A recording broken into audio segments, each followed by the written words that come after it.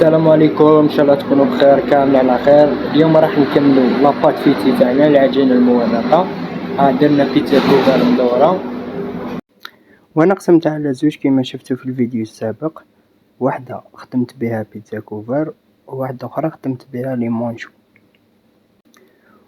وهنا راح نطرحوها كامل بهذه الطريقه.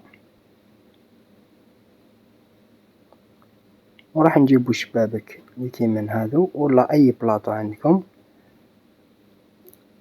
راح نحطوها. انا درت هنا زوج وختمتهم بهذه الطريقة، وهنا راح نحلهم هذوك الأطراف، وهذوك الأطراف نعاودو ننموها ونعاودو نطرحوها على شكل دوائر ونحطوهم من الفوق نغلقو بهم. وهنا راح ندير لاصوص الصلصة، والصلصة كنت خادمها معاكم من قبل، وراح نزيد لها البصلة والفلفل والفرماج وأي حشو تحبوا تخيروه. تحبوا ديروا فيونداشي لداخل أو دجاج كما تحبوا على حسب الاختيار.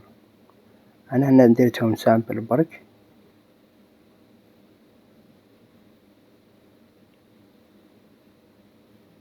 البصلة قطعتها صغيرة هي والفلفل،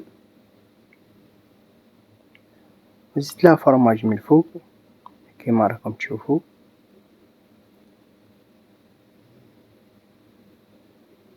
وهنا عاودت لميت هذيك العجينة اللي نحيتها من الأطراف ونطرحوهم بهذه الطريقة، وراح نغلقو بها من فوق، ونزيد نحي لها هذيك الحاشية الزايد، ونزيد ندوريها بالبيض ونديكوريها بالفلفل والزيتون، ونقسمها على 8 ولا تحبوا تقسموها على 4 كما تحبوا.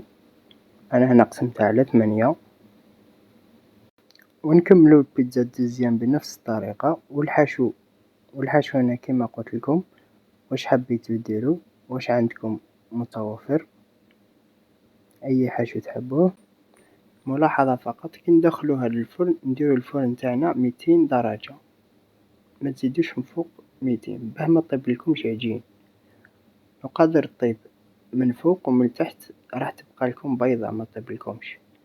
ديروها 200 درجة وخليوها طيب.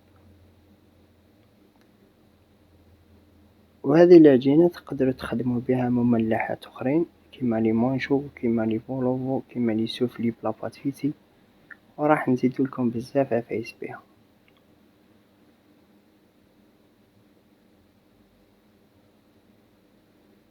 هنايا محبش ندرب الفيديو باش تشوفوا كلش، باش تشوفوا الطريقة وتعلموا منها. وهاي النتيجة. وراح نكمل واحدة اخرى كيف بنفس الطريقة وندخلوها للفرن 200 درجة. وهذه هي النتيجة، وإن شاء الله تعجبكم وبصحتكم. سلام.